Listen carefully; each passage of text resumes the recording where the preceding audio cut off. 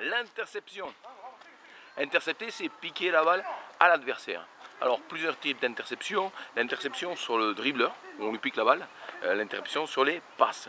Alors, au niveau du dribbleur, quelle que soit la qualité du dribbleur, il y a toujours un moment où le dribbleur perd le contrôle de la balle. C'est-à-dire que dans la trajectoire du ballon, entre le moment où le ballon touche le sol et le moment où le ballon reprend contact avec la main, où le dribbleur reprend contact avec le ballon, il y a toujours un instant où la balle n'est pas sous le contrôle du dribbleur. Donc il s'agit d'être attentif au rebond de la balle pour pouvoir faucher le ballon juste entre le moment où le ballon touche le sol et le ballon reprend contact avec la main. Donc c'est très facile pour ça, c'est très facile. C'est le son et le contact du ballon avec le sol qui déclenche le mouvement de fauchage pour récupérer le ballon. C'est un truc et astuce qui peut marcher, qui marche. Voilà. Ensuite, il y a les interceptions au niveau des passes. Donc les passes extérieures en général sont interceptées par les ailiers, les passes intérieures par les intérieurs. L'ailier, bon ben là il faut couper les lignes de passe, c'est-à-dire être attentif à où va aller le ballon et un peu anticiper ce qui va se passer. Il en est de même pour les intérieurs, mais le jeu est différent. Donc, soit c'est le défenseur qui défend sur celui qui porte le ballon qui intercepte.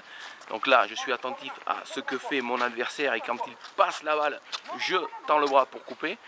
Ou sinon, c'est un joueur qui n'est pas sur le porteur de balle.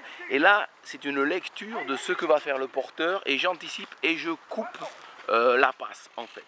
Voilà. À l'intérieur, qui était mon poste, j'ai une petite technique pour intercepter, c'est-à-dire qu'il faut se cacher derrière le pivot, hein, qui en général a l'ailier qui veut lui passer la balle, et à ce moment-là, il faut attendre que la passe soit effectuée, mais avec un peu de recul sur le pivot, c'est-à-dire être caché juste derrière, et juste au moment où la passe se fait, il faut bondir pour se placer devant le pivot et intercepter la passe. Il ne faut pas se leurrer, quelle que soit la position de la tentative d'interception, à part sur le dribbleur, c'est-à-dire lui piquer la balle dans les mains, l'interception c'est risqué.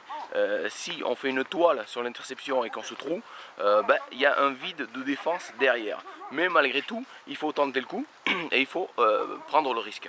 Pour ce qui est des interceptions au niveau du porteur de balle, d'accord, pour chipper la balle au porteur. Il y a aussi une petite astuce pour limiter les fautes qui, en général, on a plutôt tendance à vouloir frapper le ballon de bas en haut. C'est valable pour les intérieurs également, de bas en haut.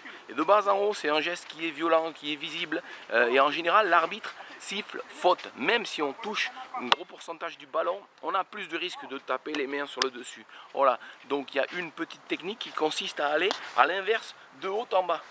De haut en bas, vous voyez ?